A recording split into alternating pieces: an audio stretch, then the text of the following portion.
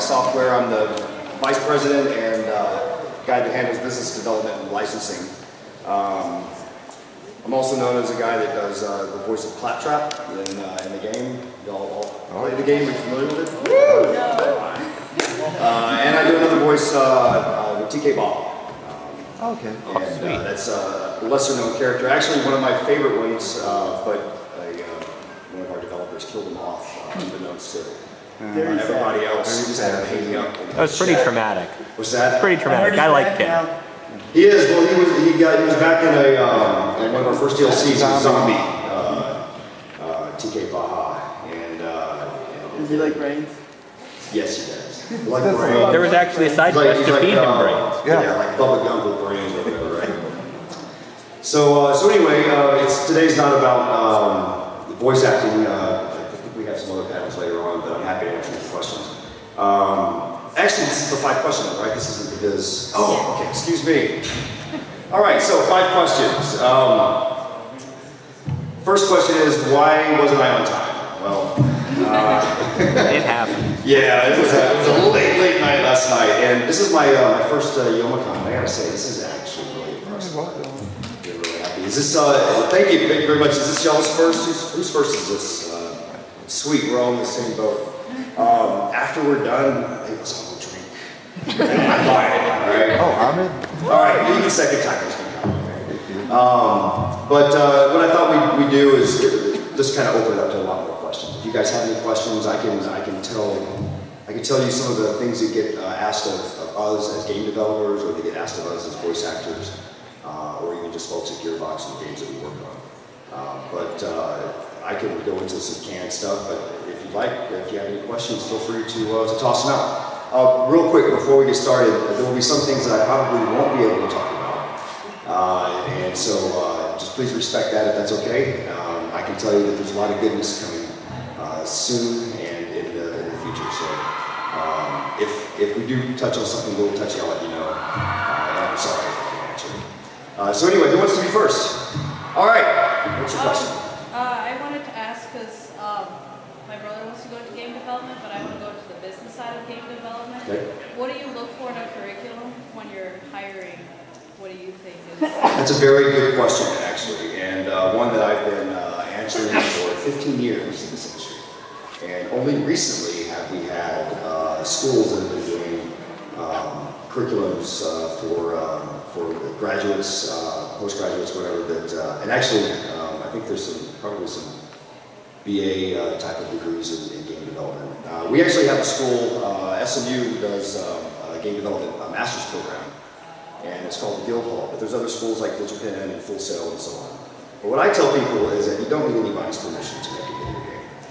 If that's your desire, if your desire is to make a game, then do it. You don't have to have anybody's permission to be an artist. Nobody applied for a job to become a portrait painter. Those people that do that are people that just do it, right? So I tell people if you want to have a game or want to have a job in the game industry, you want to make levels, make a level and put it out there. Put it on forums where there's professionals and take the critique. If you want to animate a character, pick a character and do something different with it. Or create a character, do a model. Or if you run a program, do a mod or a TC or something like that. The important thing is to do something and to release it in the wild and let people let you know what they think about it. And if you have talent, and if you forge your talent and you're good, you will be found. And of course, in doing so, you also create your reel. You can apply for jobs if people don't know who you are. There are some schools that you can go to that will teach you how to make games, and we are actually part of the curriculum.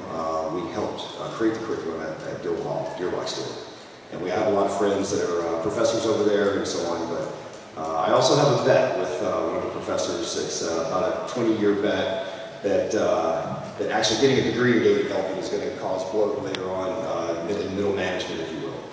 But what we find is that talent rises to the top. Now, when it comes to business, that's a completely different area, and certainly a business degree is nice because it tends to be standard for biz guys or gals.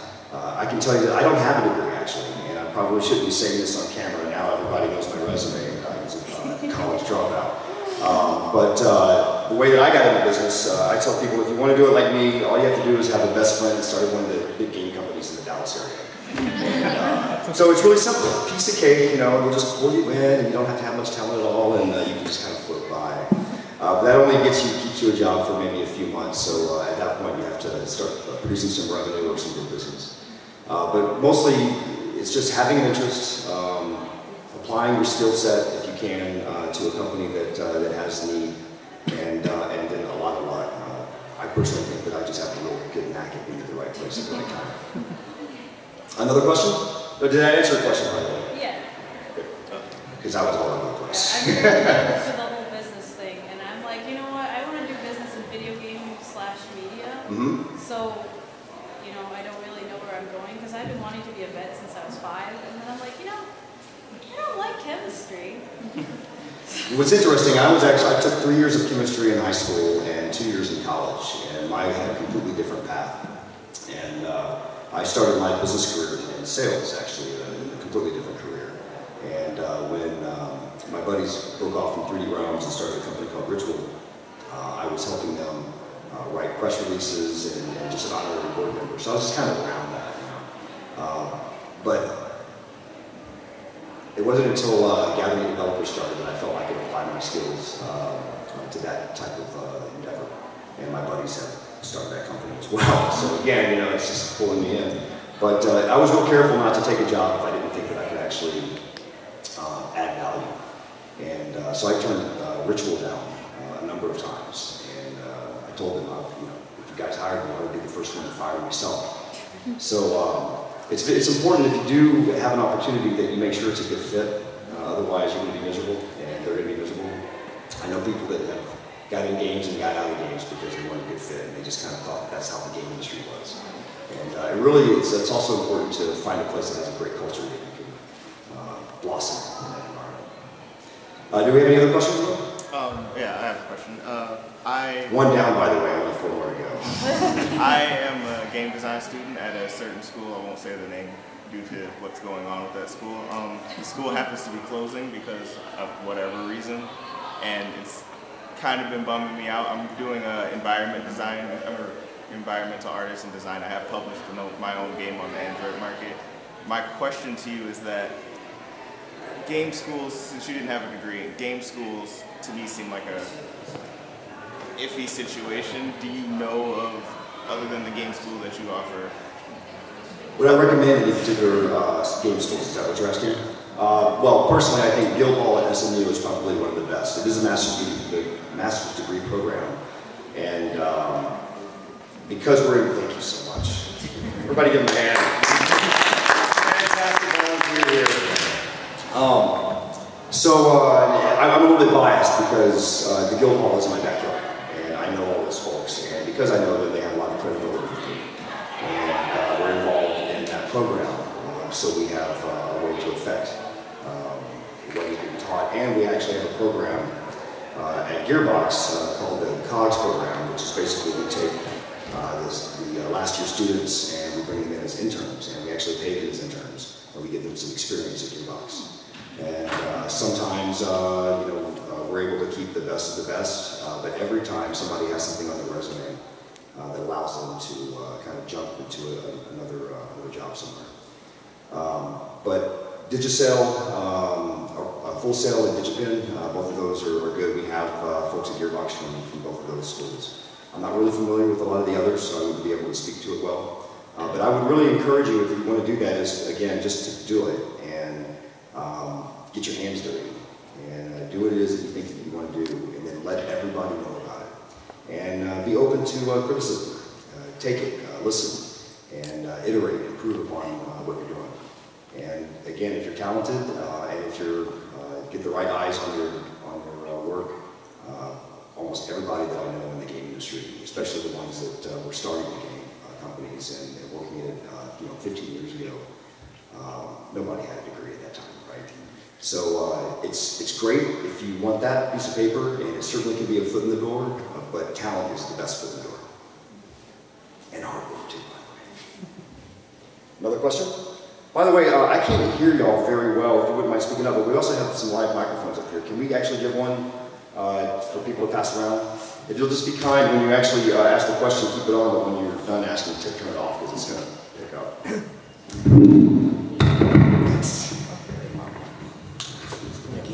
Anyone want to take questions? Hello. Good morning. Good morning. How many voices do they alter for video games? Like, how much of the voice of Claptrap do they alter? All right, that's an interesting question. Obviously, Claptrap's voices run through post-processing. There's a little bit of a pitch up, and the guy that created that process was Racing Barn, one of our audio engineers. And so what he tells me is that he makes it sound, he pitches it up, makes it sound like it's coming out of a bad speaker out of a tin box. Okay. And but when I do the voice, I rely heavy on enunciation and inflection. So I can do the voice for you, and you can hear it. Of course, my voice is a little shot, but Claptrap is more like, "Hello, travelers! New missions are available at the Firestone Bounty Board," right? But when you pitch it up a little bit and you give it that sound like it's coming out of that speaker, you get Claptrap. Most voices in games are not modulated or pitched or things like that. Claptrap's a special example. Certainly, any kind of robot, you'll get some processing. TK Baha is just my straight up writing voice. So it's you want to hear that one, or is it okay? TK's you should have seen the look on your face. Smells like off-worlder. Thank you very much. But yeah, there's really not a whole lot of processing or pitching and voices. Most voice actors, and I'm not really a professional voice actor. I've actually never been paid for it, in addition to anything else. I'm a salary guy at Gearbox, right? So it's kind of be very weird to take extra money for contributing to the game. The guys like my friends Kyle Abear, who I went to high school with. Y'all know who Kyle is, by the way? Kyle Abear, the great voice actor. He and I went to North Mesquite High School together, like 25 to 27 years ago. And another guy named Brian Massey, if anybody knows who he is. He also went to high school with us as well. Those guys are just flat out talented dudes who can just create a lot of different voices just using their own vocal cords. And there's another voice actor that I work with and friends with, Chris Sabat, who is probably very well known here. Chris and I have known each other for a long time, even before I was doing voices. He used to live down the street from me. And his company, Ogotron, is like right next door to my dentist's office. So I go over there, I don't know what to feel, like happy or like kind of scared if I forget which way I'm going. But Chris has probably one of the most amazing voices that I've ever heard. And his range is amazing too. And I wouldn't be able to give you any good advice on how to train your voice. But John St. John, another friend of mine who does the voice of Duke Nukem, he does lessons, and you can do them over Skype and things like that. So he's a much better person to talk about voice acting. Again, I think I was just in the right place at the right time. I have no idea why they gave me Claptrap. But what's interesting is, as a biz guy, you're always concerned about being typecast, right, as an irritating, needy, maybe slightly endearing type of character. But it was years later that they offered me Claptrap, so it was kind of nice. It's probably typecasting. Anyway, another question? Yes, you want to grab a mic? Can you hear me? Yes, you have a wonderful voice. My voice. Yeah. My question to you is, where do you see the future in regards to Gearbox and the Steam box? Oh, that's an easy question. All of our games are on Steam, and we love Valve, and I personally play on Steam as as one of the primary platforms I play on. Of course, I have all the platforms, and I play all of them. And there are certain games that each one is great for. But Steam's fantastic, and we have a lot of friends over at Valve. In fact, Valve was a big part of Gearbox's early history. At one point, I think we had done more Half-Life games than Valve did. And if not for them, then Gearbox's history would be quite different. So I'm excited about the Steam box personally. I think that it's a fantastic way to open up Steam to the masses, because most people don't play on their keyboard and mouse, right? They like to use a controller. And they want to sit on their couch in a way, they want to engage in the comfort of their sofa and watching it on a big screen. And I think the Steam Box is a way to do that. I'm really, really excited about the Steam Box. I see a wonderful future ahead of us for all the consoles right now. And I know that there are people that will say, yeah, you know, they want Xbox One or they want PS4, and there's always the camp that has to justify their purchase decision. But I can tell you this, they are both going to be great. And while I don't have all the specs on the Steam Box, I have wonderful, great expectations for it. And so as a gamer, it's a wonderful future. We have a lot of options, and we have a lot of different ways to entertain ourselves. And the way that I like to think of it is, I think you pick the game, and then you choose the best platform for that game if you can. And Steam is just going to be another platform for gaming. Can I follow up? Do you prefer, when you play Borderlands, controller or keyboard and mouse? Keyboard and mouse all the way. I cannot play with a controller to save my life. It's weird because, you know, I've been playing video games since they first came out. I'm 42 years old. I was born in '71. At 6 years old, I remember when Space War came out in the arcade. All right, you look a little bit older than me. I'm kidding. You're probably younger. 39. 39, right. So you have a lot of the same memories that I do, you know. And we were at the ground floor when the arcade games were coming out, and even like the Pong system, and then Atari and Television and Coleco were the ones that I had. I wasn't one of those rich kids who got to have an Atari 5200 or anything. But I remember when the NES came out, I bought it myself. I was 15. I was working at the mall, and I sent an employee, an assistant manager, to Toys R Us for $300. I was like, "Go give me that NES." What was your question again? I just started rambling. Do you prefer controller or keyboard? Oh, controller, keyboard. Okay, so I was playing. We were playing Pong. We had a different type of control system, and then with Atari, obviously the joystick, and Television and ColecoVision had a similar type of gamepad experience. But console games were always used to, you know, I think the Nintendo was really where they kind of mastered the type of basis of the control pad that we use today. But we didn't play first-person shooters, right? And I was living in the Cayman Islands when Doom came out. And when I moved back to Texas, Adrian Carmack, one of the founders of id, gave me a copy of Quake in the jewel case. It had not been released yet. It was days from hitting the shelves. And I went out and bought my first PC specifically to play Quake. I think I spent like $2,500 on a Pentium 133. I think it had, I want to say like the hard drive might have been 250 megs, right? I spent a lot on it too. And I became a Quake addict. And it was a mind-blowing experience. And the control that you had using a keyboard and mouse, the WASD. And in the beginning, I was actually playing Quake with my all-keyboard. And I would go over to the Ritual office when they were still called Hypnotic at their house off the Gunnison. They were neighbors of mine. And I would go over and we would deathmatch the maps that were being made for Quake Mission Pack number 1. And I remember I was playing with all my fingers splayed out over the keyboard. And I was doing pretty good against the guys that were playing. And Rob Atkins said, "Hey, you're not bad for a keyboard player." And I was like, "Screw you, I'm kicking your ass." You know? And he's like, "No, no, no." I'm like, "You're really, really good for a keyboard player." And I'm like, "What are you talking about?" He said, "Man, you gotta use the mouse. You gotta use the mouse." So I started playing with the mouse. I'm like, man, it was getting dizzy. You know, like the sense of vertigo. I didn't know which way was up.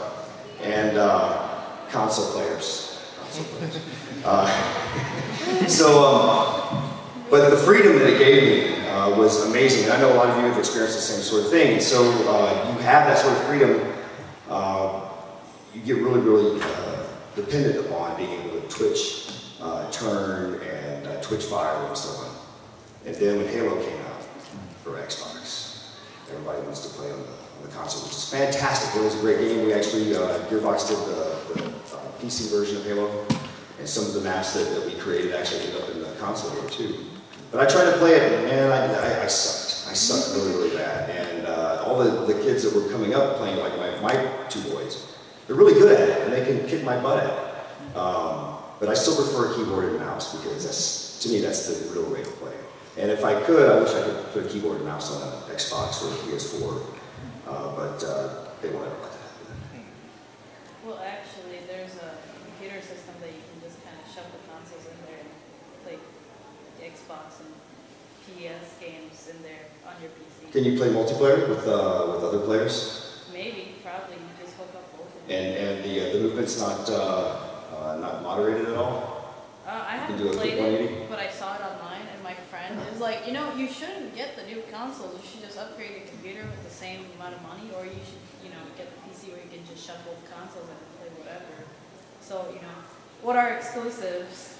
Right. I've got a PC. Screw you. So. Right. Well, you can't play Little Big Planet on a PC. Yeah. You know. Yeah. There's some. Can't play Pokemon X and Y. Yeah. There's some great games, and there's a reason that the consoles are out there. And quite frankly, it's the best way for the masses to be able to play video games. If you're able to have a great gaming rig, then awesome. And you can put your controller up on your gaming rig. Yeah. But I think this is unofficial rumor. But Microsoft at one point was doing it. I understand they were doing a test with Halo players, and they had they were testing the ability to allow keyboard mouse players to play with the console controller players, and it wasn't even close. Like the worst keyboard mouse player was kicking everybody's ass. That was a console player, so they nixed that pretty quick. So I don't think my dream's ever going to be realized there, but I would love to check that out, only because I just want to go feel powerful and beat up on everybody with the control stick, right? Yes? What do you feel about trophies and achievements? Do you think they've made games? Oh, I love trophies and achievements. That's fantastic. It's a gamification of games, right? It's wonderful. In fact, my boss, Randy Pitchford, probably has one of the highest gamer scores on Xbox that I've ever seen. I think it's over 120,000 now. Yeah, that's our CEO, by the way. And that's not the only platform he plays on. We have a guy that I think is over 150,000 points at the office as well, Chris Brock, and I think it's fantastic. You know, and those kind of things bleed into other parts of our lives. I have a fuel band by Nike. Have y'all seen these things, Nike Plus fuel bands? Do you have one as well? What are you on? I made goal last night at the ring. Oh, did you really? Okay, I'm at 1875 this morning. I'm at 36. 36, wow. Okay, this guy's been up all night. You know what's really cool about that is that we get achievements, right? When we hit certain goals, and it makes me excited to hit my goal. And I get these little achievements when I hit like 1 million fuel points, and when I hit 2 million, and it was really, really cool, and it encourages me to continue to play the health game, right? And when you get achievements and you get trophies on your system, it's a way to show other people like, hey, I'm a true gamer, right? It's like that no true Scotsman kind of thing. No true gamer doesn't have a low gamer score kind of thing. It's a really cool way to compare your gaming to your friends and so on, and a good way to just stay competitive, right? I think it's awesome. So I love the fact that happened, and it's not going to go away. You know, we see achievements on Steam, not only in game but just in the overall Steam environment. We see it with Microsoft and Sony, and I don't know if Nintendo does anything like that. I don't have. That's the one reason why. Well, you know, their friend system is a little wonky as well, right? So it's not as important if you can't even get friends on your Wii. I love the Wii U, by the way, and the Wii. They're a lot of fun, but it's a different type of game system. Anyway, I don't want to get off. I feel like I have to give equal treatment to my buddies over at Nintendo as well. But it's a little bit of a different market than I think that what we're talking about here. Another question, by the way, was that 4? I think we're almost at our limit. Man, we're making great time too. We're going to keep going on until they kick us out of here, so we can do as many questions as we want. I'll take you, gentlemen. How did you come up with like the concept for Borderlands / how do you come up with different concepts for games, and how many actually become conceptualized versus just being thrown out there? Okay, so his question was, how do you come up with the concept for Borderlands? How do we come up with concepts for games? And then basically all of our ideas used. And what do we throw away? I can tell you that we have way more ideas than what we're going to be able to make games for, right? And we have a process at Gearbox where we actually encourage people to write up a game idea, and it gets reviewed by peers. The peers that are reviewing the ideas can't submit their own. And and everybody realizes that ideas are not precious at Gearbox, right? The best ideas rise to the top. So we have a process there where we choose what we think is the best game idea. And oftentimes we don't actually make that game, but we take elements from that and we put it into some of the games that we're making. In regards to coming up with the concepts, I'm not a game designer. And so I can only speak to what they do by proxy, right? But we have some really, really talented game designers, and we have folks that just think about the problem constantly.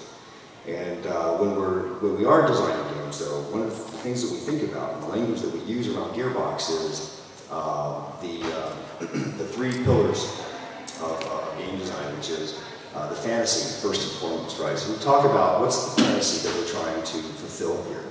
You know, back in the day when video games first came out, they were skill test games, right? It was how many points can you get with so many lives in a certain amount of time. And those are fun, but those aren't fantasy fulfillment games. We were playing asteroids. We didn't actually think that we were out there shooting real asteroids and saving the Earth or mining or anything like that. You know, when we were playing Space Invaders, nobody actually thought that, like, you know, if I don't do this, then like I'm failing big time because the world's gonna go to shit, right? So instead, it was all about points and how long you could play on that quarter or how long you could play with those 3 lives. Today, we fulfill fantasies. If you want to be a rock star, if you want to be a race car driver, a space marine, a superhero, a Jedi, which is actually the same thing. That's my fantasy, by the way. I'm a sucker for being a superhero and a Jedi. If you want to be a rock and roll star, if you want to be a wizard or an orc, right? You can find those games and fulfill that fantasy, and it's really cool. And so games are a lot more immersive these days. So when we talk about making a game, the first thing we do is what is the fantasy? What is the genre, right? There's a reason why genres are so popular. It's because there's a lot of people with that fantasy. If you're trying to make a game that doesn't fulfill an existing fantasy, you're going to have a really, really hard time selling that game. No matter how good your positioning is, no matter how good your promise is, there may not be a lot of people for that. There's always an exception to the rule, but if you want to entertain the world, you need to tap into the fantasies that the world has, right? The second pillar that we talk about is the promise. The promise is, you know, what are we going to offer that's going to be new and fresh and different, but also feel familiar. There's a reason why when you're playing console shooters that the trigger system is basically very similar to Halo or Call of Duty because those are very popular games, right? You don't want to give somebody a completely different control system where they have to learn that. You want it to be intuitive. So the promise needs to feel, it needs to feel good, it needs to feel familiar, but it needs to feel fresh and different at the same time. Something new, right? And then the last one is positioning. This is where our marketing partners, our publisher really comes in. Is positioning the game, letting the world know that it exists, putting it out there, getting it on the shelf, getting it on the right shelf, end caps, that sort of thing, doing the marketing campaigns and whatnot. And that's a very, very important part. And that's where publishers come in and where they really help out a lot. Not only do they give us the money to develop the games, but they also let the world know that it exists. So we talked about the fantasy, the promise, positioning. Under the promise, we talk about story, style, and design, right? And somebody knocking? I'm the one that knocks.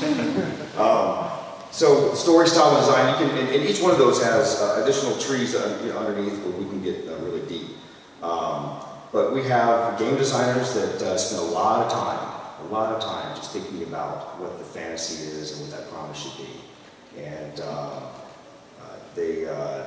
once they get it, once they figure out that this is what they want to do, then we add people to the team and we ramp that up in pre-production. And there have been times when we've actually stopped things before we even got to a point where there was a decision to make a game. You know, we do something, we test it, we do some research and development. We're trying to invent, right? And when you're inventing, you have to give yourself the opportunity to fail. If you feel like you can't fail, then you're probably not going to make anything that's going to be new or fresh at all. So give yourself the opportunity to fail, and that's a very important thing. And that's part of our culture at Gearbox. And one of the things that I love is that we're not afraid to fail as long as our intentions are about creating great entertainment. And it's something, doing something for the company. It's all about work, right? There is no shame in failing at all. There's shame in not trying again. And so give yourself the permission to experiment, to invent, and come up with something new. I hope that kind of answered some of your questions. You know, there are so many people that are much better qualified to answer those questions. I was just curious in a general sense. Okay. Did I give you a general answer? Yeah. Good. All right. Another question? I'm going to get to you in a moment, right after this gentleman. Well, I've been applying to different positions and using like Indeed.com. I know 3ds Max, a lot of those positions are for Maya. I know the foundations of modeling. Does it matter? Should I still apply to the ones that have Maya as a requirement? You know 3D Studio Max and you don't know Maya, is that what you're saying? Yeah. It never hurts to apply. A lot of times, folks that know Maya know 3D Studio Max as well. A lot of times, the people that know 3D Studio Max don't necessarily know Maya. But I would encourage you to get the student version from Autodesk and start learning. There's some fantastic things that you can do with Maya. I've seen some amazing, quick work in that. And that was like an old version of Maya, back before Autodesk had even bought it. It's an amazing program, but everybody doesn't use it. One of the reasons is we tend to fall into ruts. We tend to fall into, like, these are the tools that we use, and we're not going to switch because they keep iterating and improving the tools as well. So at Gearbox, we use 3D Studio Max primarily. There are lots of folks that do. But I would encourage you to learn both. And never let anything stop you from applying at all. In fact, a lot of times people don't get jobs unless they've applied a few times. It's important to be in the front and center there, at least be on their minds. And if they look at your work and they go, you know what, we like your work, but you don't know Maya yet, and they give you that information, then at least you have something to go on. You have the ability to go out and start learning something new, or you know, just keep knocking on their door over and over again. Eventually, maybe they need somebody with your skill set instead. But it's a similar skill set. There's no reason. It's just a different tool. So learn. You know, find the tool. You know, and learn how to use that tool because your skill set stays the same. Yes, you had a question? What's the day like usually at the office? Your average day? All right. Well, you know, game development is not a 9-to-5 job by any means, right? And our culture is one where we really don't care when people show up or leave. What we do care about is, you know, are they getting the work done, and are they able to work with their peers, right? We have folks that come in as early as, I don't know what time the early people get in. But I hear they're there as early as 8:30 sometimes, sometimes 9 o'clock. Most of us, and at least in the Dallas gaming culture, most folks would not even think about getting in before 10-ish, 30, something like that. Since we're in Texas and we often deal with folks on the West Coast, why would you know, they don't get in until 10, so why would we get in at 12, right? Because we have the 2-hour difference there. I do my best to get in no later than 10:45, 11, you know, and sometimes I'll actually show up a little bit early, like at 10:30, and like, nobody's there. It's a ghost town. I remember when I got my first job in the industry, it was funny, it was at Gathering Developers, and I showed up because I was in a different career, and I showed up like at 8 o'clock in the morning. Nobody was there. And I thought that was weird. I was like, okay, so I was getting some work done. I was already familiar with the company. These guys are all my friends already, and so I was already comfortable in the space. Like my first day where I'm having to introduce myself to everybody. So I just started getting work done. And I hear this rumbling, and I don't know what the hell it is. It sounds like a dragon snoring, you know. And I was looking around, couldn't find it, so I went back to typing. I hear it again. So I look around, like, what the hell is that? So I started searching around, and Gathering Developers was this old Baptist church in Dallas. And so it's really cool, cathedral, small cathedral type thing. And we're up in this mezzanine where the execs were. And I keep hearing this noise, I look around, and I go over to Mike Wilson's desk, his desk was right next to mine, but because the way the church was, you couldn't tell where the sound was coming from. And so I'm looking around, and under Mike Wilson's desk was Doug Myers, one of our founders, and rest in peace.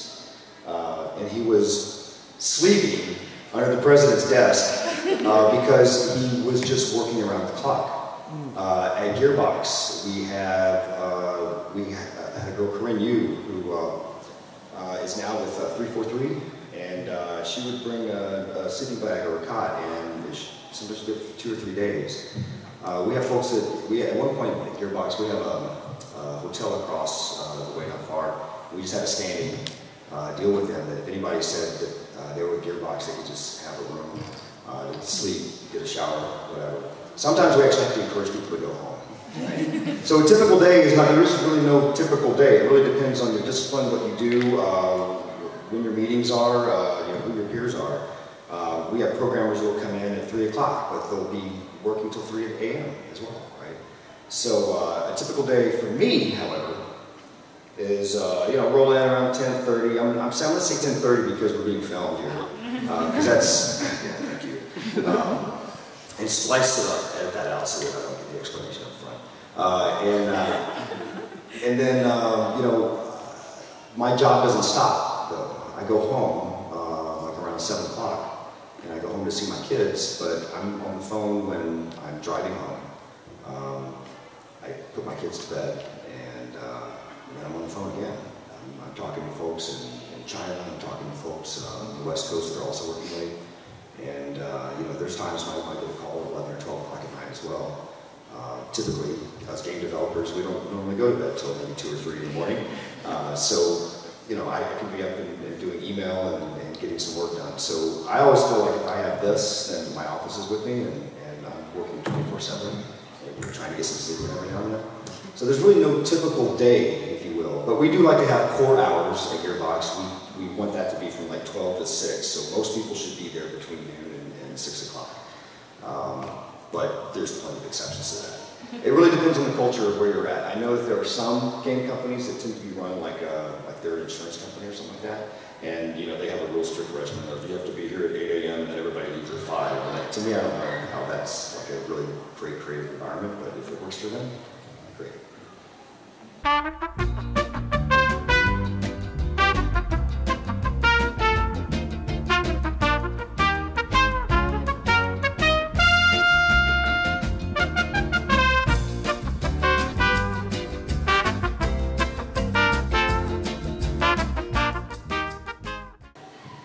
By the way, I'm rambling all over the place, and you're telling me, Joel, you're telling me what? 10 minutes, which means I only have time for one more question. All right, I probably have time for 2 questions. Okay, well, okay, this is just a quick one. You said you were, like, back in the day, you used to play the old classic video games and all that stuff. What was, like, your first video game that you actually, worked on? And, the first video game that I worked on? Or, like, the video game that you programmed and everything. Oh, shoot. All right, well, I'm not a programmer, by the way. I haven't programmed for over 25 years. And the last language that I was programming was Pascal. So I created some games in BASIC and Pascal. Nothing to be proud of at all. I have an art background as well, and I've done professional art. But that was like 18 years ago. So I'm a biz guy. I have a background, at least I've touched on programming and touched art, so I can speak the language and I have a rudimentary understanding, right? But the very first game that I touched at all was Quake Mission Pack #1. And again, my best friend was one of the founders of Virtual. I would go over to the house, we would play it. So I played a lot of game testing, a lot of balancing. Weapon balancing on that game. Didn't get credited for it at all, which was fine. It wasn't looking for anything like that. The first game that I was actually credited on was Sin, also by Virtual Entertainment. I actually did some voices in that game. Didn't get paid for it. My buds, right? Just want to help them out. And I did a lot of work with him. I was just up there, but I was an honorary board member and didn't get credited in that game, even though I wasn't an employee there. So Sin, Quake Mission Pack #1 and Sin would be the first games. But then going over to gathering developers, the games that we published were like Nocturne and Serious Sam, Tropico, Max Payne was our swan song. It was the last game that we published there. That's just a handful. I probably have 30 plus credits to my name. Most of those aren't even listed like Lobby Games and stuff like that. It's a very abridged version of people's resumes. But yeah, the question was Quake was my number one. So again, I'm a huge first-person shooter player and fan, right? All right, you had a question as well? Why is it that games are usually released on Tuesdays? I'm sorry, I couldn't hear you. Why are games usually released on Tuesdays? Oh, why are games released on Tuesdays? That actually is an issue with the retailers more than anything else. Games, a lot of times they'll use the whole week to try to produce those, to duplicate the games, and then they ship them out. And so the retailers get them, and they have to distribute them all to their stores and so on. And so they're doing that usually over the weekend, and Tuesday tends to be a decent time for whatever reason. I can't really give you a great explanation as to why that is. It's just the way that it is. Back when we were in publishing, that was the way that it was.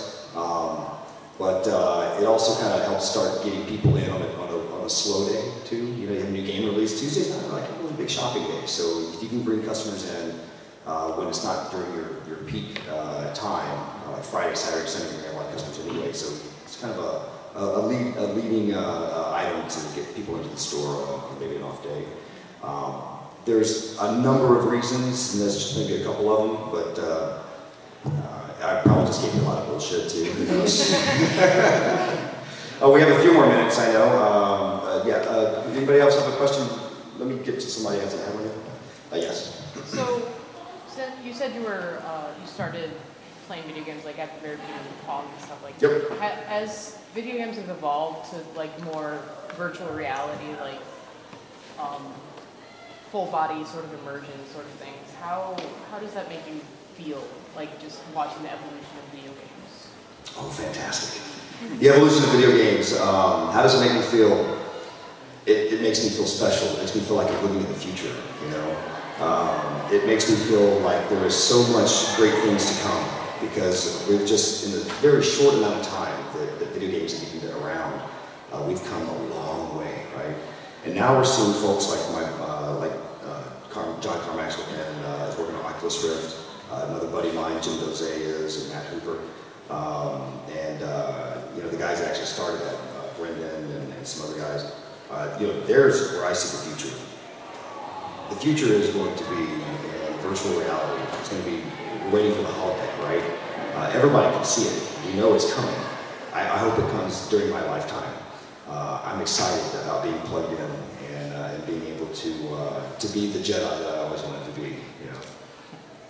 So I think it's an exciting time. I mean, we're not going to go backwards on this stuff. It's just going to get better and better. Technology continues to make great strides, and when we have better technology, we're able to create better content. Somebody else had one last question? Yes, it was you. Yes, sir. When it comes to digital downloadable content, do you see that being more of a standardized rather than the disc-based releases? Because it will obviously... We're all going digital. I mean, the physical media is going to be outmoded, right? It's much better to actually have a credential with a silo that you trust, like Steam or Microsoft or Sony, where you know that even if you don't have your physical copy with you, that you can go to a friend's house and you could log in under your handle and you could download that game, or you could lose your console or your PC, or something could happen to it, and you can go get a new console PC and you can still have all your games there. You know, that's where it's going, and I think it's really, really awesome. When you mentioned DLC for a second, and you know, it's been neat to have the ability to even create DLC, to continue to support the game. You know, back when we were buying our games on Atari and Intellivision, ColecoVision, NES, all the consoles all the way up to Xbox 360 and PS3, we didn't have the ability to do that.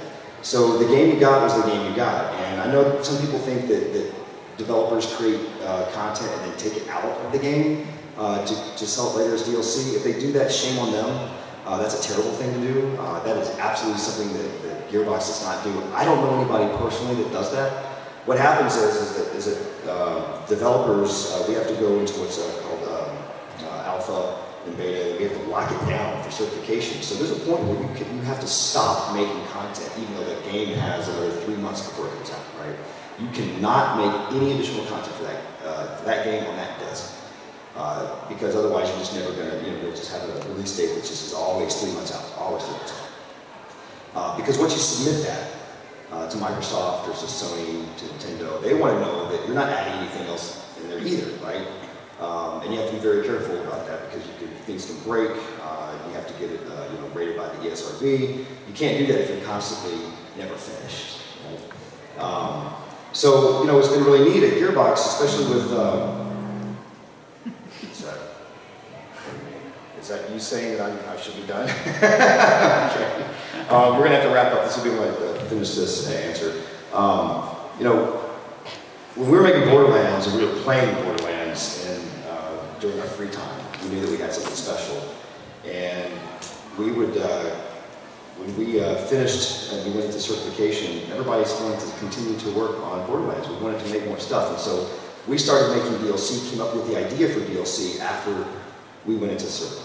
And that's why you see that we continue to support our game because we love the game ourselves. We play it. I mean, I got 300 hours into Borderlands 2, and I stopped playing it a long time ago because there's some other games I want to play. But I just maxed out my characters, and of course I do see the content anyway. It's really hard to not be spoiled on any of this stuff. But we have you've seen the way that we release DLC, and I think that if people do it right.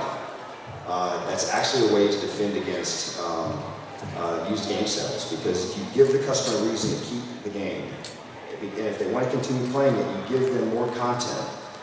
This is not stuff that ever had been cut from the game. This is stuff that we imagined after we were in search, or after the game even came out. Like the Tiny Tina's Assault on Dragon King.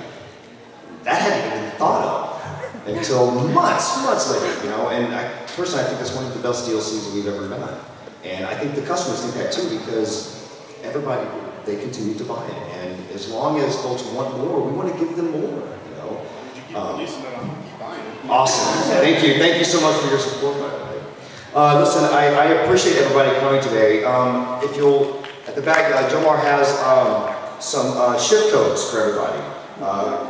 On each one of these cards, there's 3 shift codes. One's for PC, Steam, one's for Xbox 360, one's for PS3. If you use one, the other 2 are still good on those systems. So if you have multiple systems, use all the codes. If you have friends that have a system that you don't, pass the code along.